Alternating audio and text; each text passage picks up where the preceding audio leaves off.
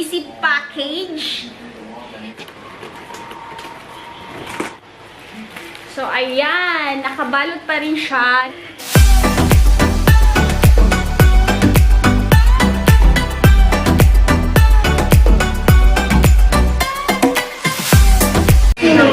Hi guys! Welcome back to my channel. It's me, Selena Just. In this video, guys, is I'm going to do Ginagawa mo! Hi! Napigayan na! Lights on! Hi everyone! Welcome back to my channel. It's me, Selena Just.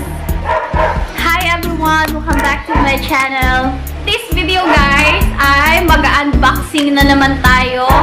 And nakita nyo naman yung yung kaka-upload ko lang last 3 days ago, yung unboxing ko na na-order ko online is yung carrier na ginamit ng ating supplier is JNT Express. And nakita nyo naman, guys, na it's hindi maganda yung kanilang item na napadala, and we don't know who to blame sa nangyari.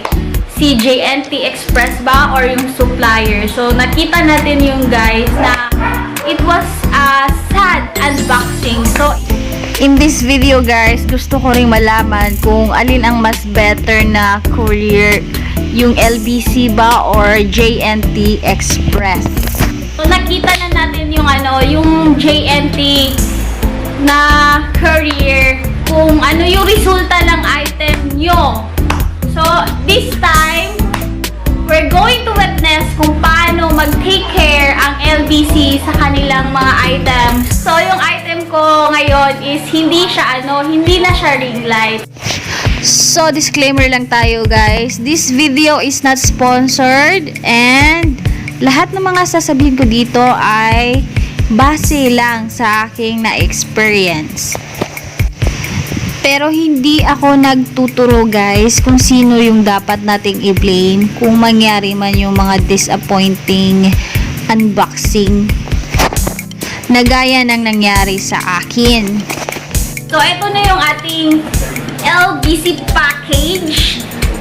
And so, secret muna yung ating secret. Oh my God! So, anyway, guys, without any further ado, let's see kung paano magpadala ang LBC. Here's my package, guys. So, ayan. Yan. Ganyan mag-pack ang LBC. Yan. Ang ganda ng karton nila, guys. Solid na solid. And hindi tayo dapat ma-impress sa box. Dahil ma-impress tayo kung safe ba ang ating mga items sa kanila. So, open na ako, guys. So anyway, guys, I'm going to read where is my package from. It's from Angelique Cabato, LBC, Amea, Bikutan. It's from Bikutan. And, yun. So, this package is from Bikutan.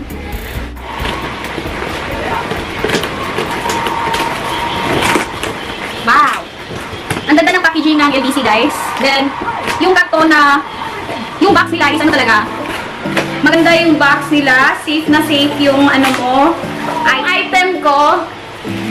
So, ayan. Nakabalot pa rin siya. So, titignan ko, guys, kung okay yung item ko. But, I can say na okay yung item. Safe na safe yung item ko. Hindi siya nabasag kasi nga maganda yung pagkapack niya. So, actually, guys, it's my first experience. It's my first sa LBC, and maganda yung pagkapack ng ng item. So ayan, maganda siya, and safe na safe yung product, yung item ko, guys. Order kasi ako ng lip tint. So eto siya, guys. Papakita ko sa inyo, and gagawan ko to ng video next. So, ito yung aking in-order. So, ito yung in-order ko, mga sis, mga moms, mga beshies. Yan yung in-order ko. Lip tint! Lip tint! So, ito na guys, mag-feedback na ako sa LBC. All I can say is okay naman siya. And magaling yung package nila. Hindi super full of scotch tape kagaya ng JNT Express. Hindi kagaya ng JNT Express na ang daming scotch tape. Kailangan mo pang makipaglaban before mo siya ma-open yung item mo. Itong LBC, okay na siya. Dito lang siya sa tagiliran nag-scotch tape. Sa every lang siya nag-scotch tape. And hindi siya matagal buksan. Madali lang siyang buksan. And safe na safe din yung item mo.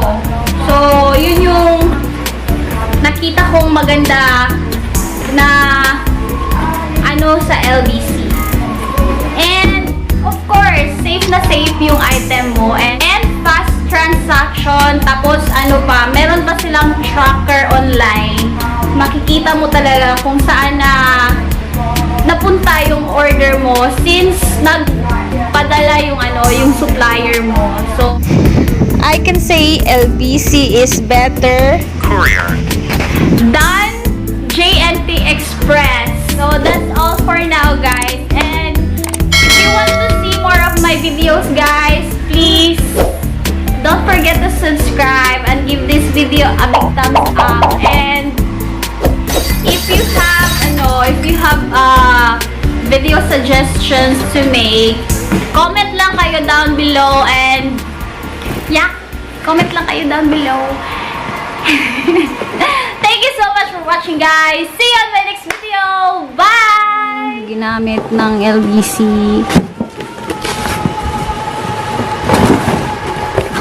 Wow! And my item is safe and perfect. Yan.